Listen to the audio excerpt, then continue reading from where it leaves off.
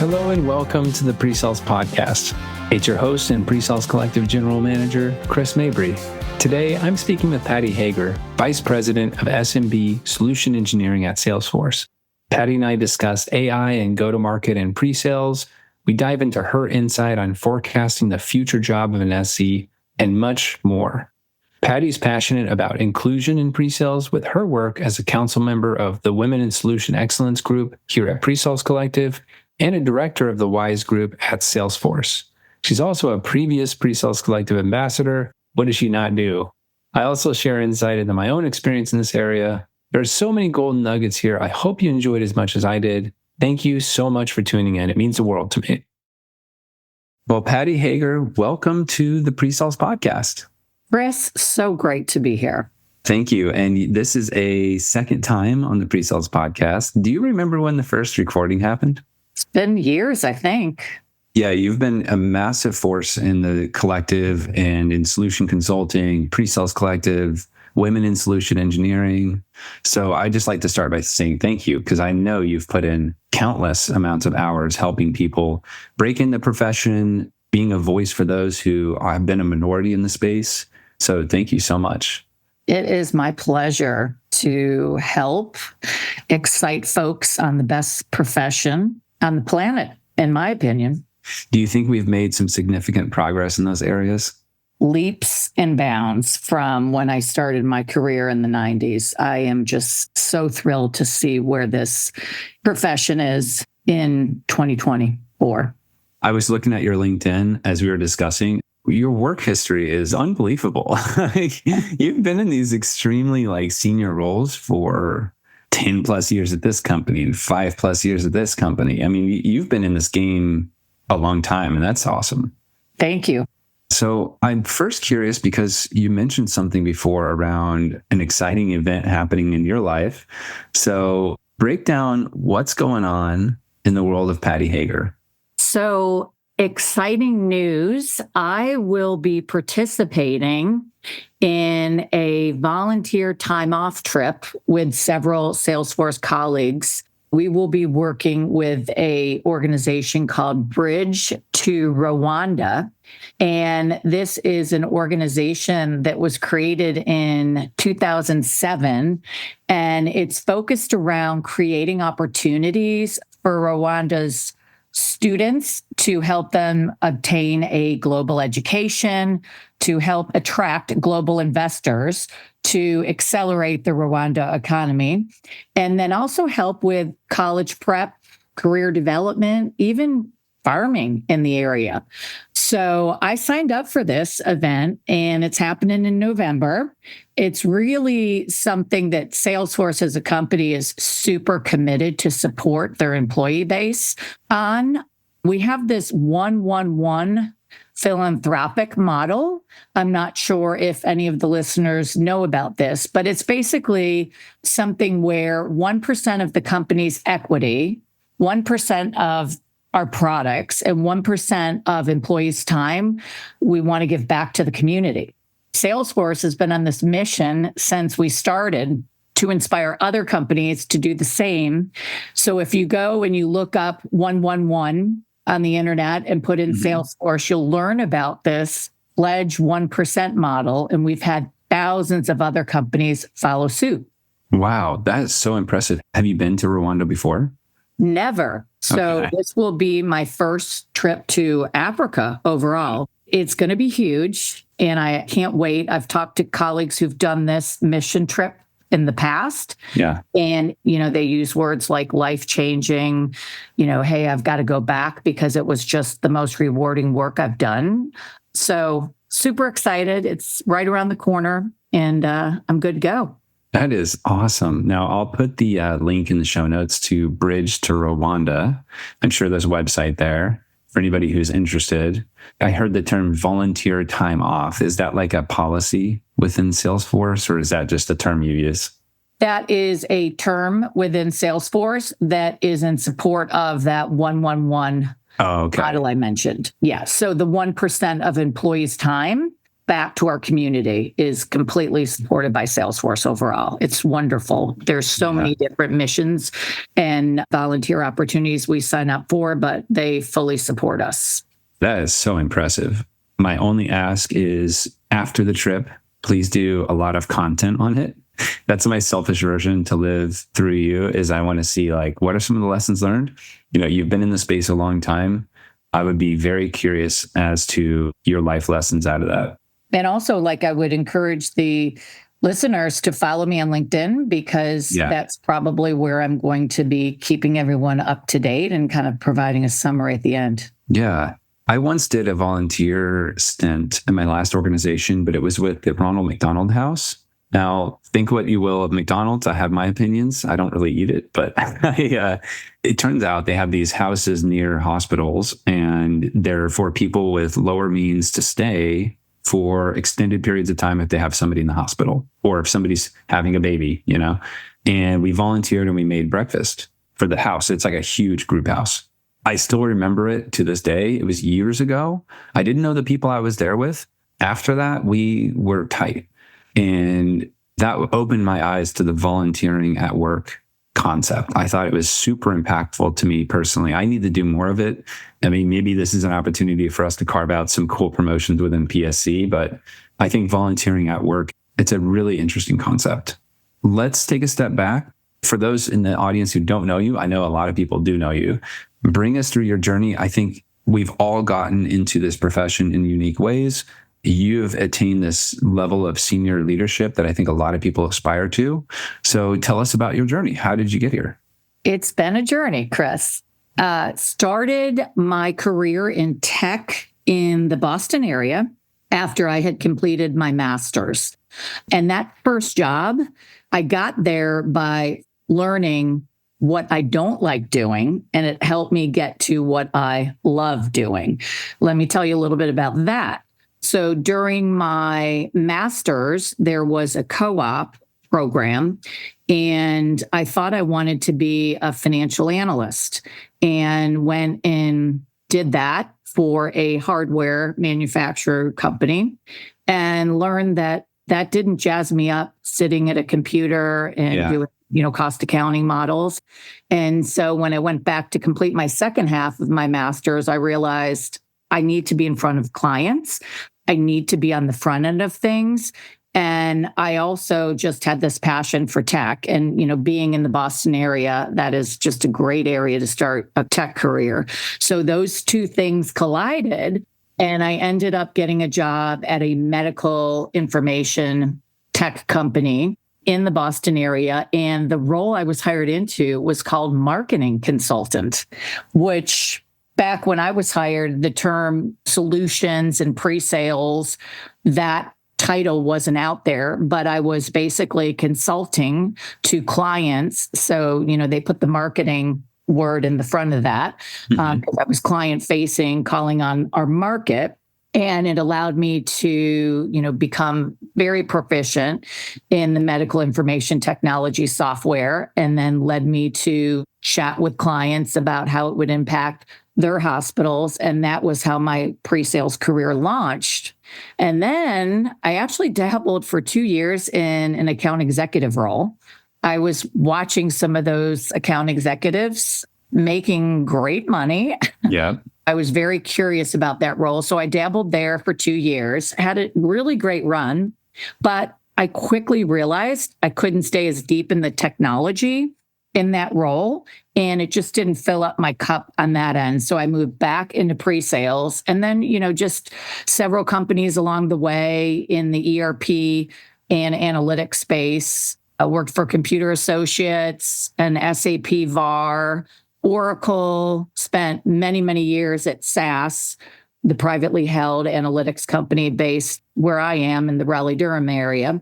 And then moved over to hardware, took a hard pivot over into the hardware intelligent device arena with Lenovo, and then found my way over to Salesforce. Have a huge passion for CRM and what CRM can provide to pre-sales and sales folks. And it really allowed me to have this great intersection of my AI background plus CRM because Salesforce is, hyper focused on being the AI CRM leader in the market. Wow. You have a few books in you with all those lessons learned. I often find that successful pre-sales leaders have taken a small stint in sales. Ron Whitson, I just had dinner with him this last week. He did 2 years as an AE, and I know others who have done that too and kind of moved back and forth. Some people say it's the dark side. I actually really like sales. I like the relationship side of it, but I do think it helps set people up for success. That's really interesting. The AI side. So you say you have a background in AI and pre-sales, and this is like a super hot topic. I think AI is one of those buzzwords that we're either excited about, we're tired of, maybe we're both at the same time. There's a lot of components popping up in the pre-sales market. And as you mentioned, Salesforce is like all in. So how do you see it helping pre-sales specifically? There's so many use cases. I'll start with kind of where the AI evolution started. And it was really leveraging data that exists in whatever storage infrastructure you have. So taking that data and leveraging it to predict something. This has been around for a while. And I did a lot of this work at SAS on the predictive analytics side. So in the CRM arena, it's looking at, okay, I'm a salesperson or a pre-sales person.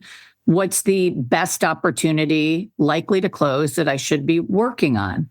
So the predictive scoring, gives you a score anywhere from the range of 0 to 1 of a likelihood for something to happen. So whether it's a lead converting or the next best offer to present to a client or someone with a likelihood to buy. These methods help us a lot with figuring out where to focus to convert our efforts in the world of sales into revenue. So that's kind of where I see AI as starting and more mature. So probably a lot of companies are using the predictive side. What I'm super excited about now is this whole advent of generative AI, which is basically putting a prompt out there, the user putting in, help me write a prospecting letter, help me figure out how I resolve this service case with my client. Yeah. And it is basically leveraging a large language model. You name, the type of model you want to leverage. There's several out there, and it spits back brand new information to help guide the seller or pre-sales individual. So as I think about use cases in pre-sales, Chris, I think about, for instance, Salesforce has a product called Einstein Conversation Insight. We're on calls with clients. There's lots of goodies on that call. Imagine if a tool could provide a call summary, like, hey, this is the conversation that the client and the rep had. And now I'm bringing in my pre-sales professional. So instead of you being reliant on the rep and what they felt was important, now you can listen to everything that was discussed, and the system will highlight competitive mentions, potential objections that were brought up, pricing concerns, et cetera. So it helps you with figuring out, how do I have that next conversation with my client? And then also imagine like the implications if you're a solutions leader like myself. I'm working on a few deals, some of our more strategic deals. I need to be quickly updated on the opportunity. Boom, I can just observe, the call insight data that's facilitated by Einstein Conversation Insight, and I'm updated. I think you summed up AI really, really well when you first started with where to focus our time and efforts, right? Like that's where a lot of these tools are focused. There's a lot of opportunities. There's a lot of RFPs, a lot of security questionnaires. We need to help people understand where to spend time, which is so critical. And then what you just mentioned about Einstein is it's helping us in the same vein, because I've always, and it's just for our whole audience, we always struggle with like, A, did you put your notes in the CRM? B, were those notes applicable? And did you listen to the right signaling? That's what always comes up too. They might tell you, oh, this individual's ready to buy. And then you learn as a pre-sales individual in the demo that their tech stack isn't ready, or they would have to make 3 other purchases to integrate you. both saving tons of time and providing info. Yeah. And there's this whole other use case, Chris, which I see helping tremendously. Like, gosh, if I had this back when I started my career, who knows what I would have done with my time. But, then there's Slack. And I'll use Slack because that's obviously something in the Salesforce portfolio. But imagine like you're working on a deal and that we successfully did a deal in the same industry that you're working, but you can't recall the name of the customer. You can't recall the specific use case and technology stack that you sold them. So imagine putting into Slack, help me determine where we won something in, let's say, the high-tech industry. We think it was last year, and we think these were some of the tools that were sold. Boom, Slack AI presents you with the best results. So that seeking and searching function that sometimes takes us down so many different rabbit holes, that can be automated too with the best possible results. I'm in PreSales Collective Slack channel all the time. I have a lot of conversations. We have 15,000 members in the Slack channel. I'm also the moderator a lot of the time. We're a pretty lean team and with 15,000 people in there talking. And also it's a very active one. So as far as communities go, it's way high on the activity side. I search for things all the time in there. I must not be using this new module because you find yourselves in these rabbit holes and you're like, who did I say that to? Am I in the right Slack instance? Because I have multiple. It just sounds like a very smart search. It sure is. And I would just say, hey, if anyone's interested in learning what the potential is for AI, especially in the CRM space, search in Salesforce's Trailhead. You can search on salesblazer.com for best practices and technologies that help salespeople or pre-sales people, or join us on Slack if you have Slack. And you can be a part of our community there and continue to get some best practices. There's also a whole AI trailhead track. So, I would say if you're a pre-sales professional and you're not dabbling in it now, you should be, because it's here. Yeah. Sometimes when I hear what you've presented, I just have this instinctual feeling. It may just be me. It's probably not just me, that some of this is going to get ahead of me. And I love this profession. I really focus on the craft a lot. I find that there's a part of me that thinks this tool is either going to get ahead of my knowledge and then I'm going to have to catch up to it. And it's going to be a lot of work to catch up to it. Maybe I should just start doing these little micro learnings now. Maybe I should jump into these communities and do small bits of learning as it goes. I think you need to. And let me just make a point there, because I get asked this a lot by pre-sales folks who are just so busy. They have not enough time in the week to do the things that our clients and sales counterparts want them to do.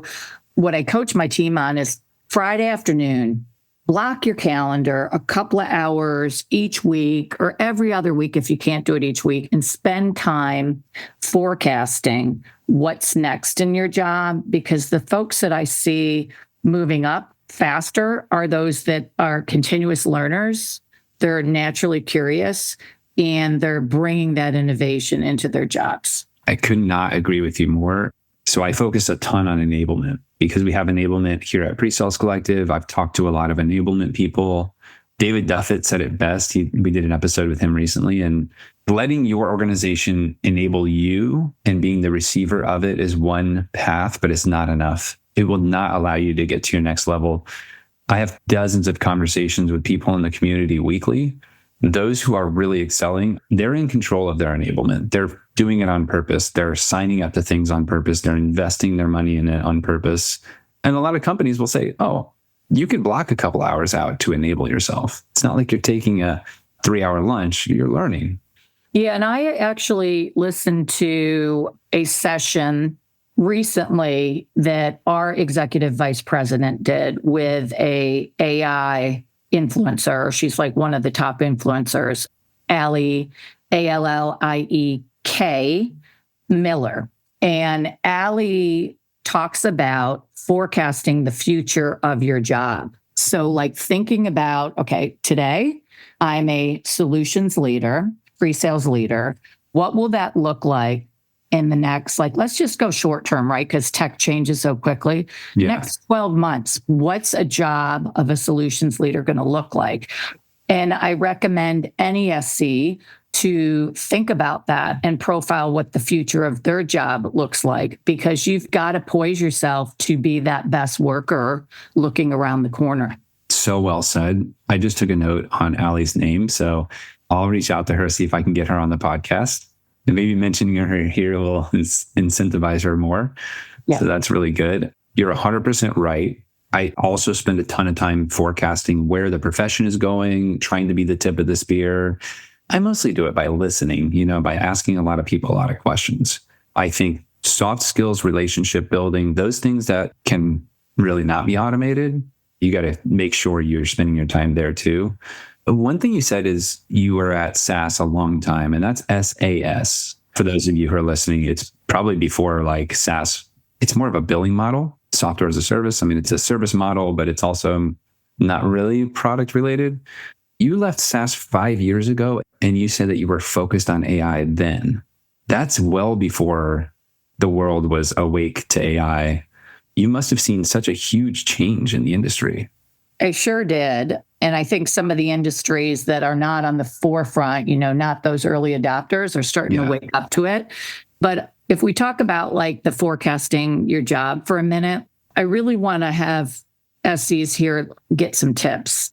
The one thing that I would say is we have seen, and it's accelerated in the last few years, buyers do not necessarily want to talk to sellers until they're, in some cases, 2/3 of the way down their sales cycle. They're down, I should say, the buyer's journey, right? Yep. They do their research on their own. Gosh, we've got all these AI tools out there now. We have so many different sources. We have G2, we have Gartner, Forrester, like all these industry pundits that, can help guide people in their journeys. But the one thing I would say for forecasting the SC job is it's going to be more focused on strategic advisory skills and the work that typically consumes us. Like, think about the RFP work. We've all had to go through that, right? I remember being the new SC on the block, and, my boss would say, this is the best way to learn is to answer a 100-page RFP. Right. Or, hey, there's such an incredible high-stakes opportunity. We need you to help with the demo build. Like, I envision, and I don't know if it's a year or 2 years, but I envision a ton of that being automated so that the SC is kind of putting that last lens on it to make sure it speaks to the client. So there will be like a bit of a review process at the end, but a lot of that will be automated. I agree 100%. At PSC, I partner with companies who, a lot of them are building tools for pre-sales, but not exclusively. And so I speak to a lot of people in this space who are designing tech, and the RFP solution is there. The security questionnaire solution is there. I think at the moment in 2024, it's hard for businesses to make new purchases. So we're not seeing it as adopted as it will be. But I agree with you. I mean, there's plenty of tech out there that's like, you don't have to rely on that spreadsheet with all those answers that you had to the previous RFPs anymore.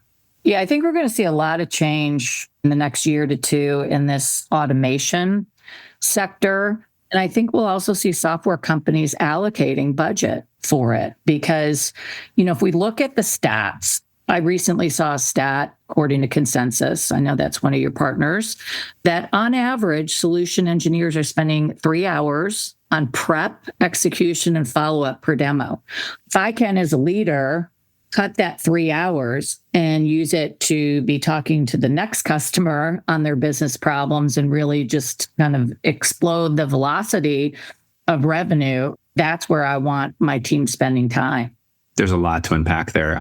So I do work with demo automation across the space. I would love your insight on how demo automation is, what the forecast of that looks like, and what the real life version of being in pre-sales, adopting demo automation looks like in the market. Plus, I think at Salesforce too.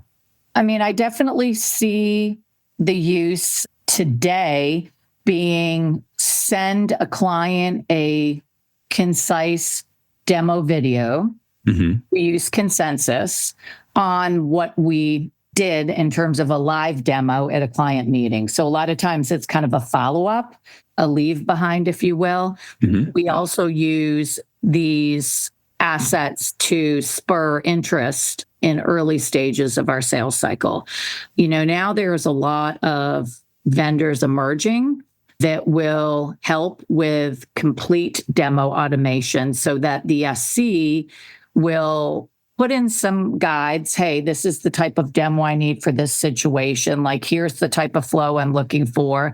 And I'm envisioning this technology will spit out, here's the demo. And then we as SCs still need that human intervention. Like, we need to be thinking about, okay, what audience is it? Is it a technical audience, an executive audience? Right. And how do we optimize communicating to that audience? I think that's the part that will still need the human intervention, but the actual creating the demonstrations, I see that being something where we're putting in like a co-pilot. Here's the things I need, spit back the optimal demo. I'm so excited that I think we're just about there. Yeah, that's a bright future because so much of us spend time in that demo environment. I used to have a server rack that sat behind me in the office, and that was my demo environment. I was in charge of updating it. I was in charge of getting new hardware. I was in charge of making sure that it was going to work. And then I would go to Salesforce and look at my notes, and maybe my AE wants to buy this year, or, loves this about the product. I was in like the mobile device management space, networking space, backup disaster recovery space. It may be like customer wants to see a demo, and you spend half your call figuring out who you're talking to, why they're on the phone with you, if they have budget. So you may still have to do some of that, pre-sales discovery, but the demo itself would just be ready and probably way more accurate. Oh, yeah. And let's go back to that Einstein conversation insight comment, right? Taking the reality of what was discussed on that call, right? Making sure everything is in play. And then literally letting the generative AI say, here's the hot areas, right? It's not just my perception, the rep's perception, but it's like the system will tell us looking at that conversation. But imagine pulling in all the other conversations with that client and being able to go, here's what we recommend. And then pulling in other conversations with clients in that industry. So, wow, think about the accuracy of that. Yeah. Maybe that allows us to go jump on a plane and take that individual out for a nice dinner or do some sort of event. Maybe when I'm on the plane, I'm looking at all that data and I'm just so much better prepared than sort of doing it like through my notes and asking my AE for help. Let's say we take that 3 hours that you talked about and we cut that out of the day. And you said, I want my team spending more time, having more conversations and focusing on revenue. I love that. I think that there are some people in pre-sales who wouldn't see the revenue side as part of their job, but most leaders do. So what's your take on pre-sales and revenue and owning the deal? I have a strong opinion on this. My opinion is also informed by the fact that I was an account executive for several years. That is one of the toughest jobs. And the beginning of the fiscal year, you've got that quota. I call it monkey on your back. I view the pre-sales solutions role as we work for, number one, our external customer, but number two, our sales people. Our job is to help them drive revenue for our organization. We are on the revenue side of the organization. Like at Salesforce, I sit in a sales division, and the key metrics that matter is obviously like customer sat. We've delivered, we've upheld our promises that we've talked to our clients about. So making that journey real. But our job is to get our technology to market to drive value to our customers. So revenue is a part of a metric I look at across my team members. Like when I'm looking at year-end performance, yes, there's a lot of variables that go into a deal may not happen that are outside of our control, but that's right. Data point that's very important as we look at how did you do this year? Yeah, I couldn't agree more with you. And I think as you start to report to, for anybody who's listening who hasn't taken the step to reporting to a CRO or reporting to somebody who is focused on just the overall business health and sales health.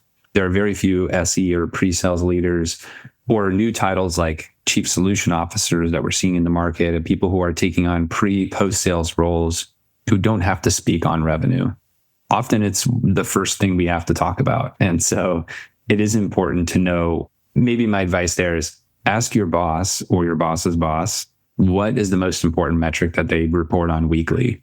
It probably has to do with revenue. Likely, yes. I know there's a lot of talk about, will the solutions leader also have post-sales in their purview? We're not there yet in Salesforce, but I've seen other organizations where they have both, especially like if you're a startup company or a mid-sized business, like you could have both. But I mean, we all know if you don't deliver on what you promised in the pre-sales journey, you're not going to be having more pre-sales revenue coming in, right? So it's the circle where we need to enable the client. Love that perspective. When we talk about preparing for your future role, do you see a trend in pre-sales being more focused? Like when you started many years ago in pre-sales, do you see pre-sales owning more of the number? I feel like we always should be in the boat rowing with the sales rep. Yeah. No, we don't have quotas, but there needs to be some oversight on, are we effective in our role? Because if we're effective in our role and what we're positioning to clients to solve their challenges ultimately converts to revenue, that's the ultimate, right? Yeah. I feel like metrics really matter, but as a leader, you've always got to look at a multitude of data points, right? Like you may have territory that was amazing last year that this year, it's a bit saturated. You may have a bunch of new account executives that are learning the role. As a leader, you've really got to look at all of those data points and then make an assessment. Yeah, take into the full picture, right? Take it all into consideration. Do you see AI playing a role in helping pre-sales affect revenue more?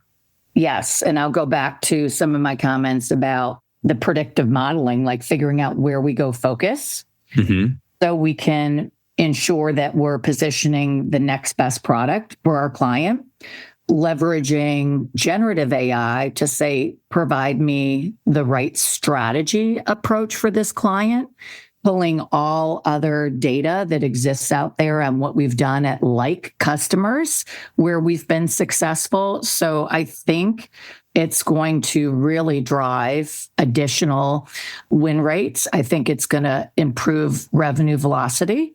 And I think really it's just get started on some aspect of it. Like it sounds daunting. There's so many different kind of use cases you can use in the CRM arena around AI. And my advice to clients is like, just figure out where the metrics are being challenged right now. What financial metrics do you want to move most? And then figuring out the corresponding use case that makes sense to get started. I love that. There's the elephant sort of like mentality, but breaking down the big problem in the small, tiny pieces and just focus on that one metric you need to move and start there. 100%. Wonderful. Well, we'll go ahead and wrap this up. I just want any closing advice. We talked about forecasting the future of your job, your take on AI in the space, how it's going to affect demos and our productivity and revenue.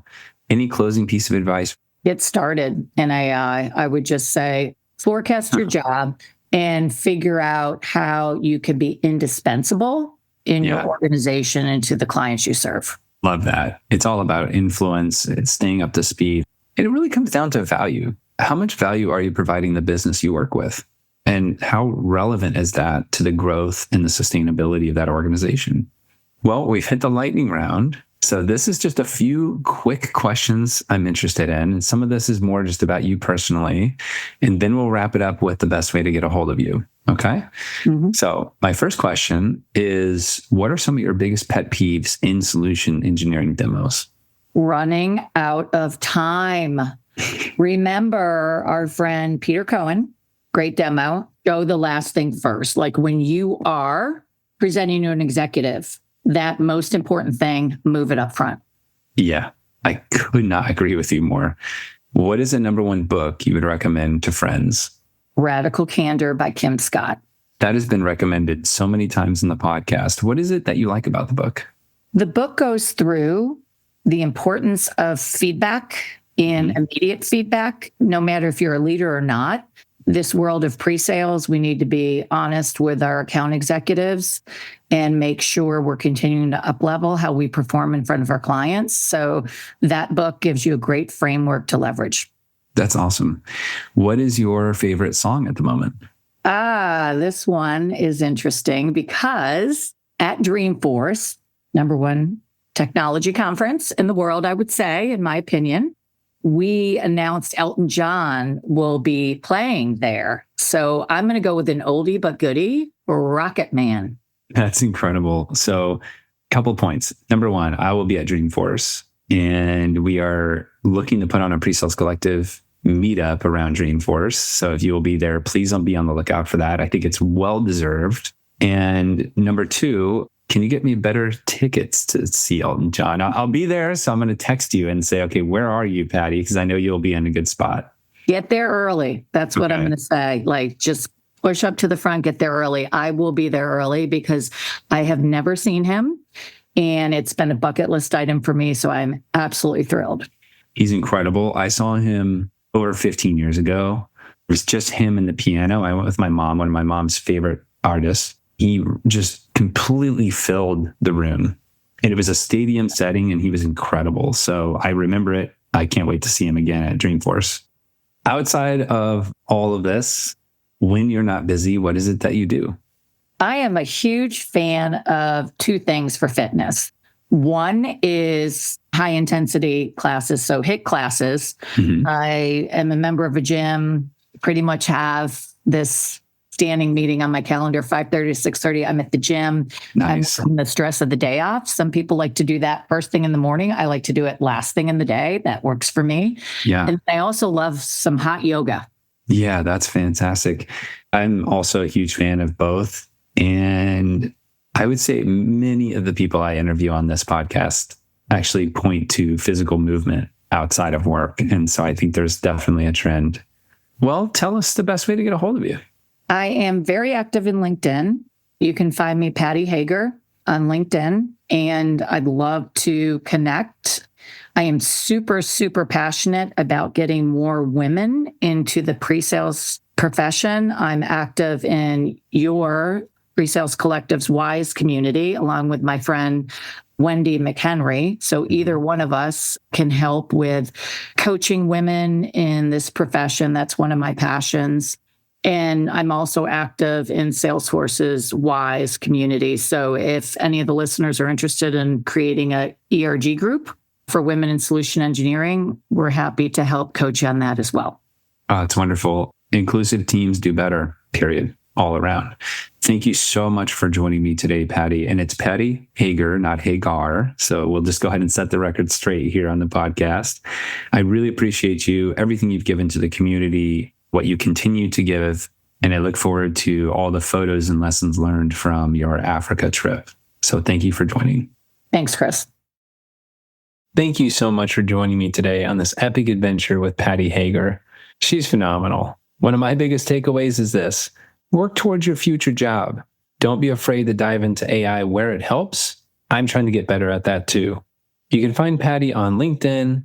Thank you so much for tuning in. It means the world to me when you listen to the podcast, you share your experience, you send me messages. We love it so much. At PreSales Collective, we're about learning, connecting, growing. I believe in investing in these three pillars. They greatly increase your success and happiness. See you next time on the PreSales Podcast.